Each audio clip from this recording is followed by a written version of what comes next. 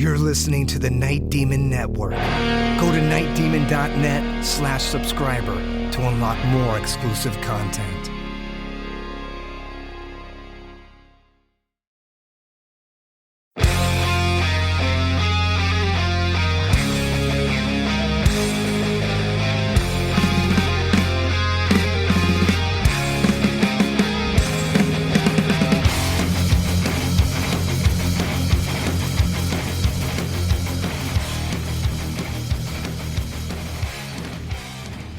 Hello and welcome to the Night Demon Heavy Metal Podcast. I'm your host Nesbit, and this week we pick it up fall of 2024 and Night Demon's tour with the legendary King Diamond. So last episode we had a round table discussion with the whole band and the crew sitting around. Now we're going to change up the format. Everyone has since spread to various different parts of the world, so I got them all to record their clips individually. So a change up in format, but let's jump back in. This is the King Diamond tour.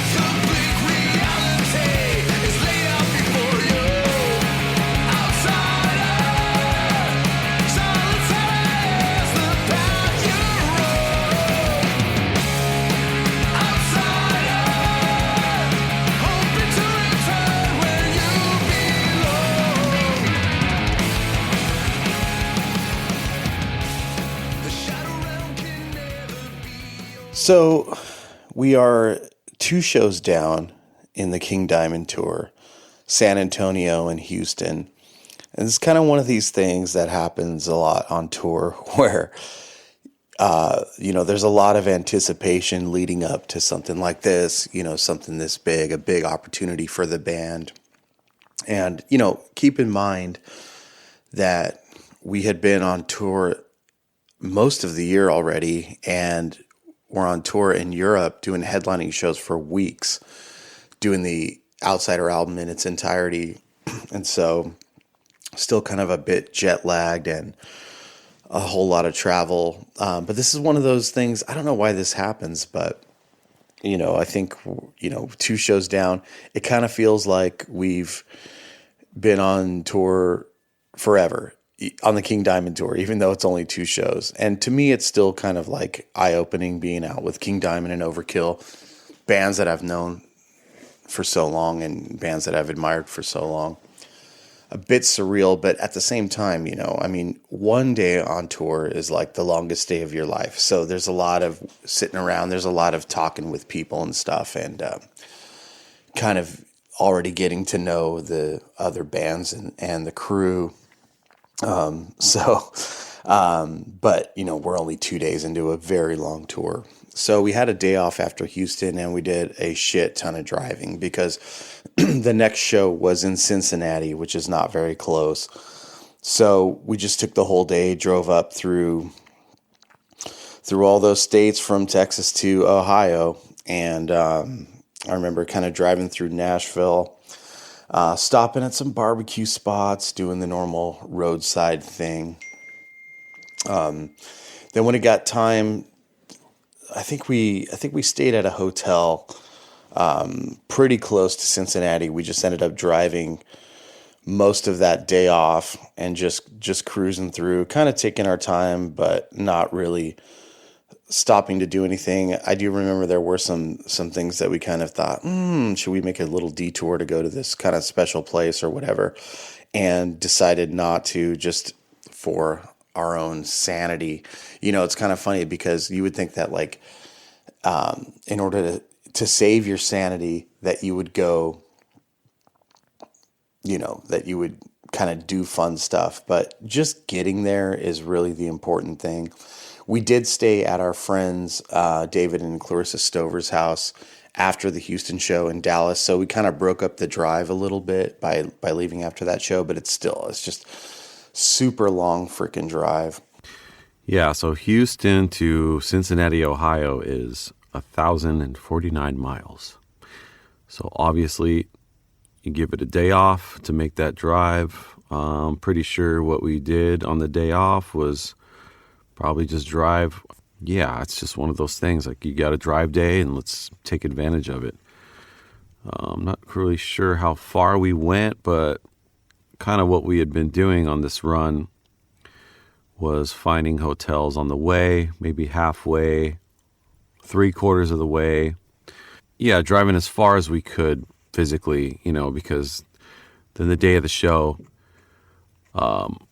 we don't have to drive as far. And it's like, because a lot of times, man, when you have to do long drives, day of show, it's really tiring, You think, oh, it's just driving, whatever, you're just sitting there the whole time. But there's just something about it, at least for me, it just fucking drains me. Even if I'm not driving, I'm just sitting or laying down or whatever. It just is it's just a draining thing on your body. I don't know what it is, mentally or something. I don't know. Just moving that fast, maybe it's a weird thing with our biology that just wears you out, So, yeah. So it's good to do as much as possible on those drive days. And then we just usually give ourselves like maybe a couple hours of a drive for the day of the show, so it's not too taxing. So after kicking off the King Diamond tour in Texas, we had a day off to drive, and that was a really long one. I think, it was at least 12 hours, probably more. So we had a time change. Sometimes you go across the time zones, and that was one of these ones for Cincinnati, Ohio. Everything was running behind. Overkill were still sound checking in the 20 minutes to doors, so just a mad scramble. I patched the lights, but one of them was going rogue, and I had to make the call. I'm just going to use Ryan, the Overkill lighting guy. I just had to hop on his board. There just wasn't time.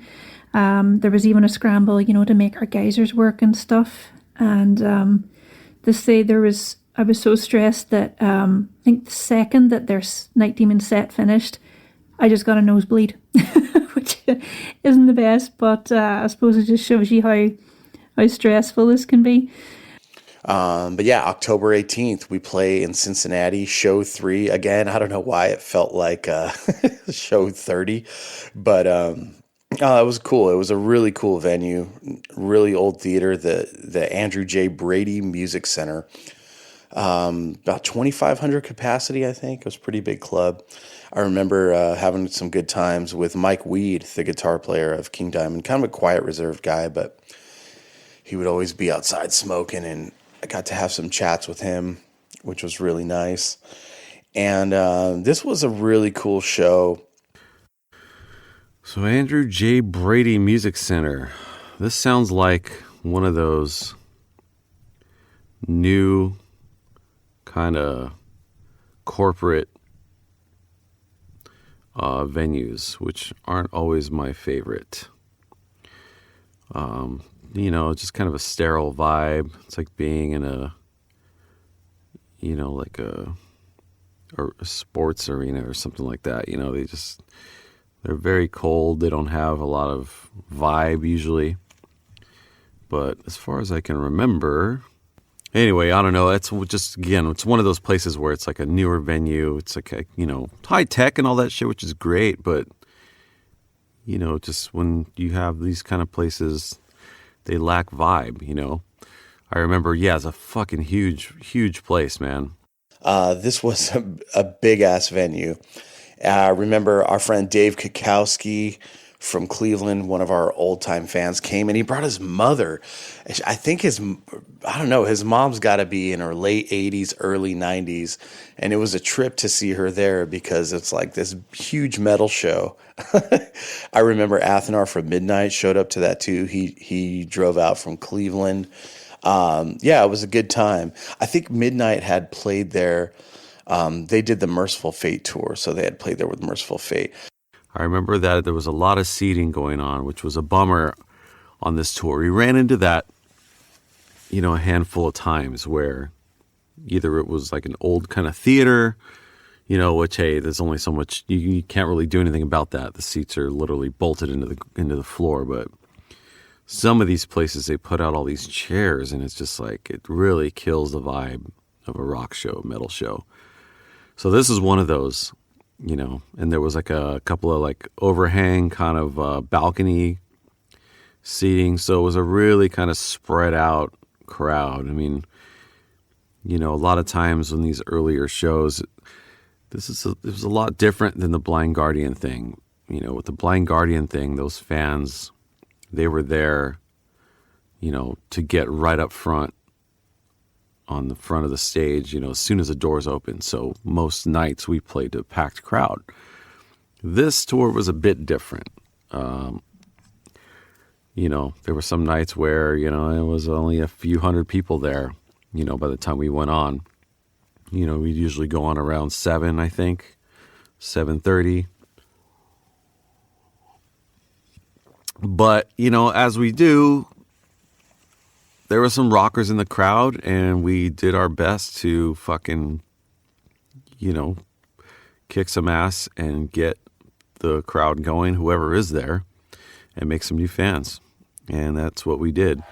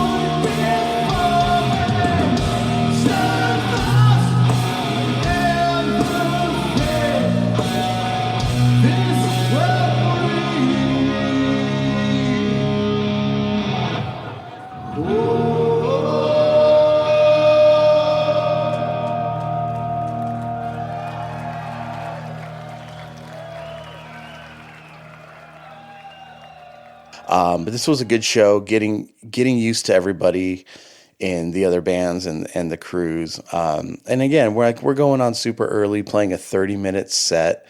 But we did have a pretty good show, and the crowd was definitely good. I think at this point we started to change up the set a little bit. We kind of started the tour not playing the Chalice, and I don't know, we were just trying to. I think King Diamond has so many kind of gimmicks in his set. We were kind of just trying to go off the strength of the band and our music, but quickly realized, no, we got to bring Rocky into the show. We have to make this happen. So I believe this is the show where we started playing it. Nothing super eventful happened that night, but I just remember that was one of the shows kind of getting our feet wet there. I think this is one of those nights where, we always look for a way to kind of jump out in the crowd if we can and run around and kind of get in people's faces. If I'm not mistaken, this is one of those nights where we ended up doing that, or at least maybe just Jarvis went out there and he couldn't really find his way back to the stage because it's just, there wasn't really a stairs or anything to get up and down from, and B, it's just a long way. How we feeling tonight, Cincinnati? All fucking right. How you guys feeling to the seats? You guys feeling good? Does your ass feel good? Are the seats comfortable? No? Okay, it's time to stand up. Everybody ready? We can do it together. We're at a rock and roll show. There we go. Thank you guys so much. We'll see you next time from Ventura, California. Night Demon!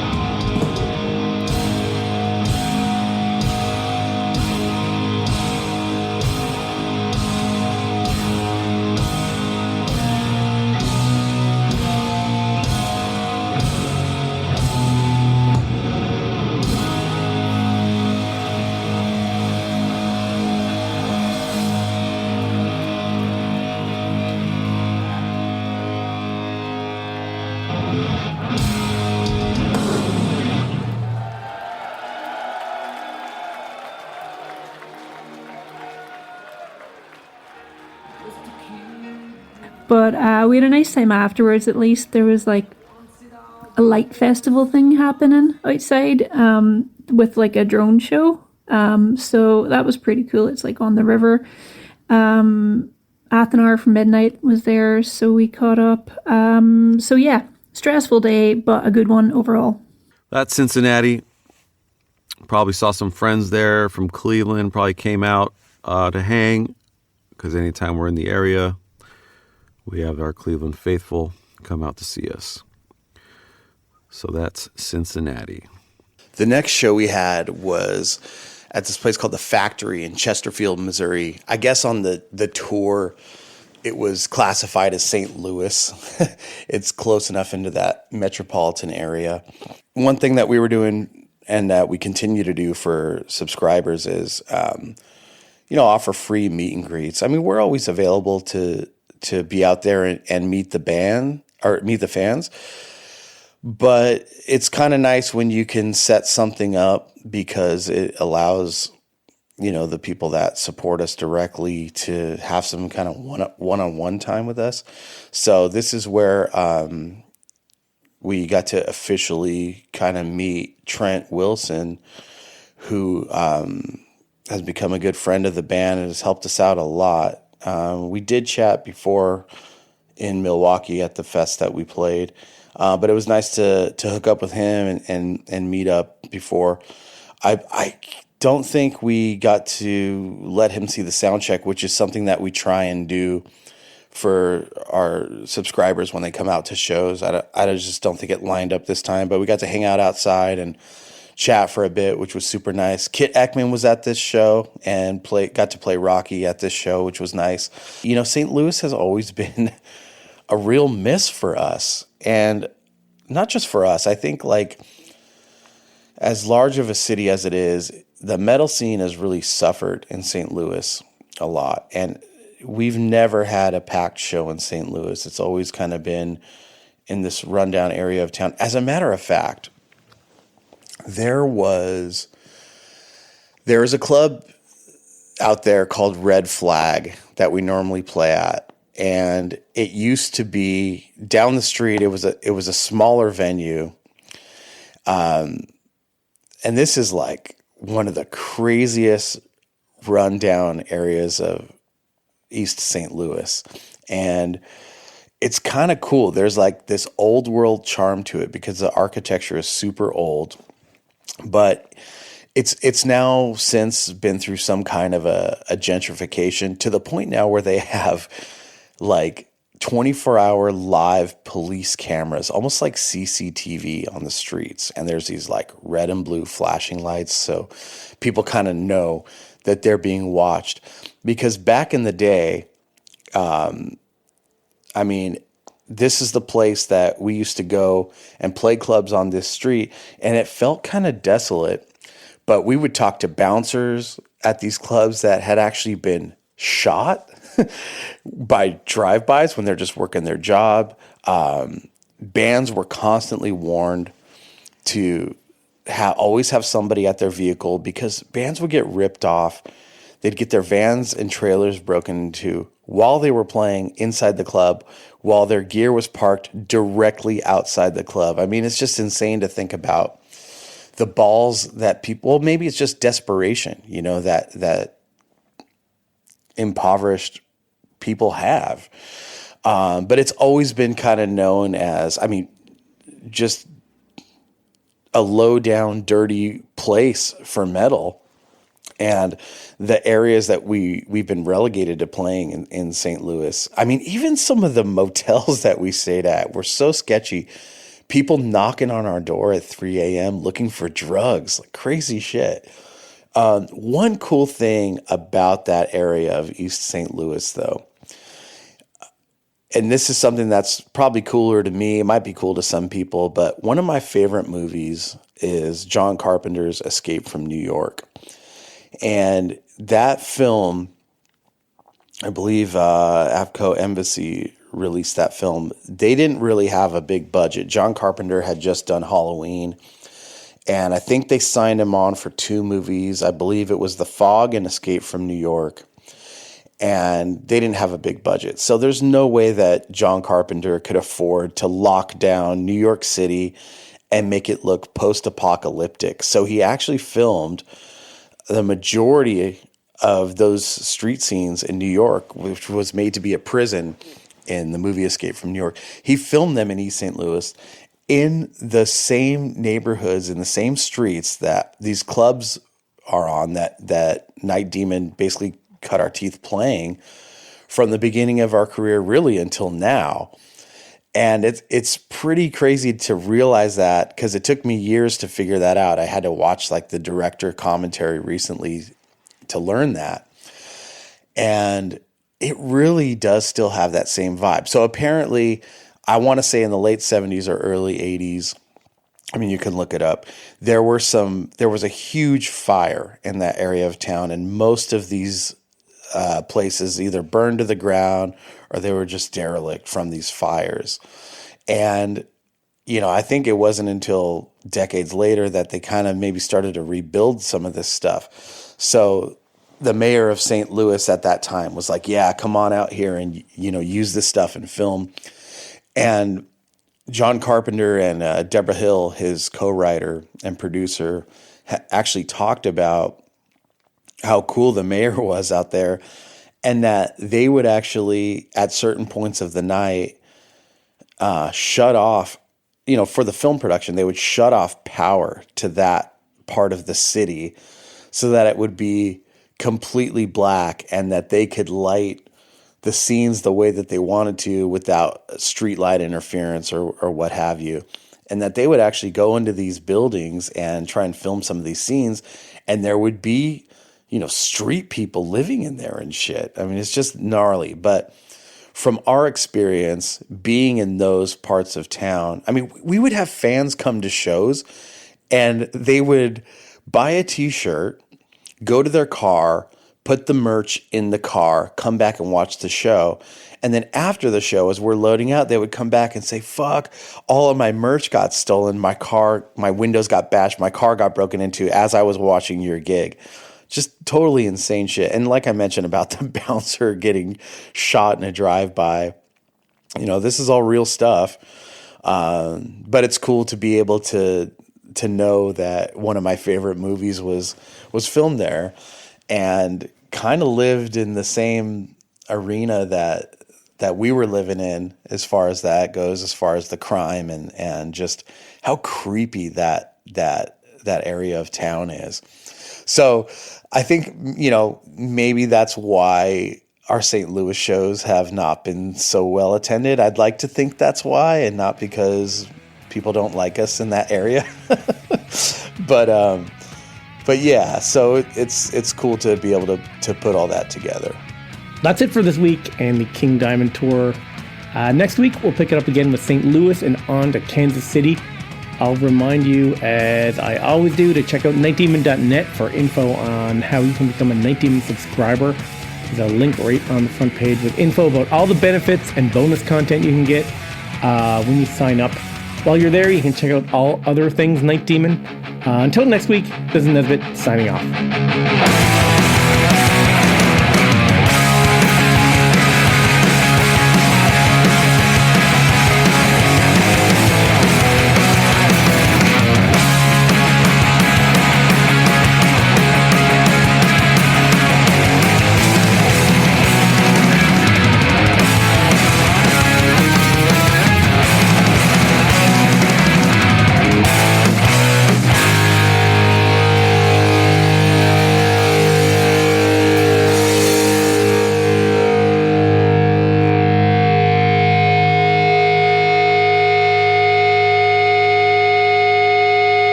Thanks for listening to the Night Demon Heavy Metal Podcast. Head over to nightdemon.net, click on the subscriber tab, and sign up to access exclusive weekly bonus content. If you would like to donate to support the Night Demon Heavy Metal Podcast, you can do so through PayPal at paypal.me/nightdemonmetal. Additionally, if you have not already done so, please subscribe, like, rate, and review the show on iTunes or wherever you listen to podcasts.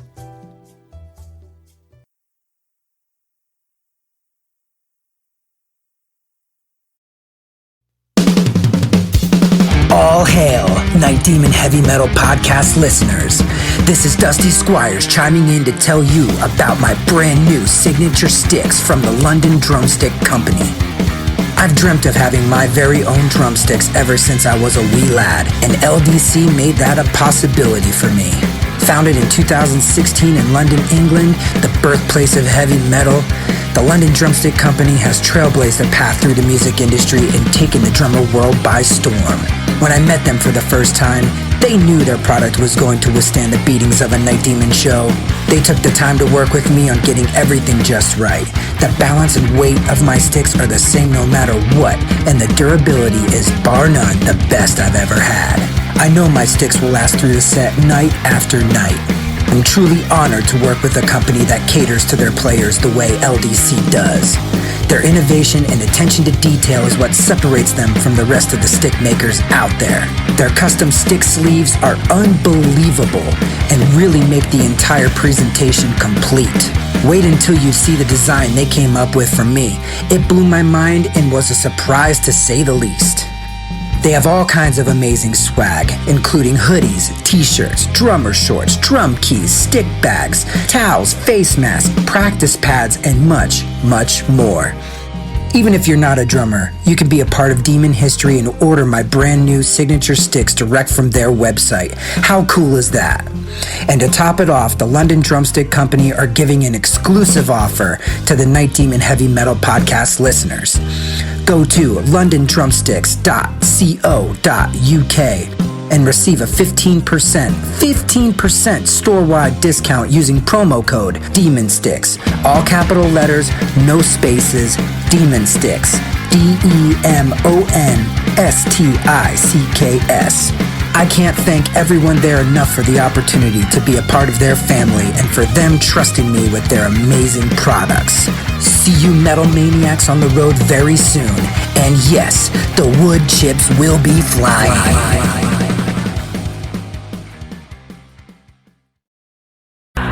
Greetings, boils and ghouls. This is your comrade, the Crypt Keeper here, reporting dead from the sanctuary of the strange. Tonight's macabre myth is a fright-filled feature, one overflowing with monsters, madness, and magic.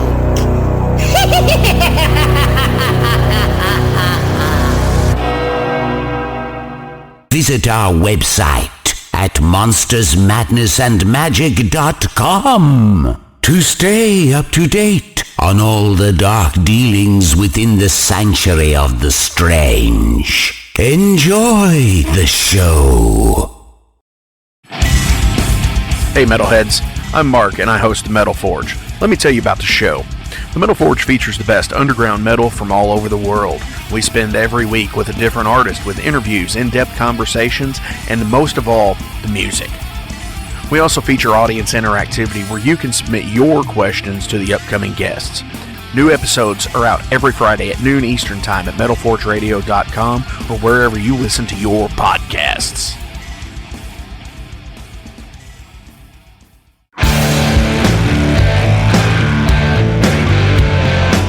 Want to know what's going on in the world of music?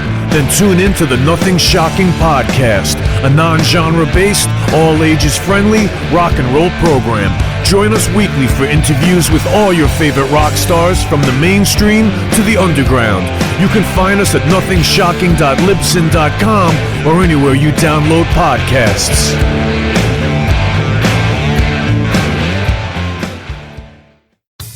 Okay, metalheads, you've been complaining that there has not been a channel that plays all of the heavy metal videos from past, present, and future for years and years at this point. Well, that time is over. Heavy Metal Television is back. HeavyMetalTelevision.net is the website. Go there. You can see videos playing 24/7, 365, all the time. All the best from the old school, the new school, and everything in between.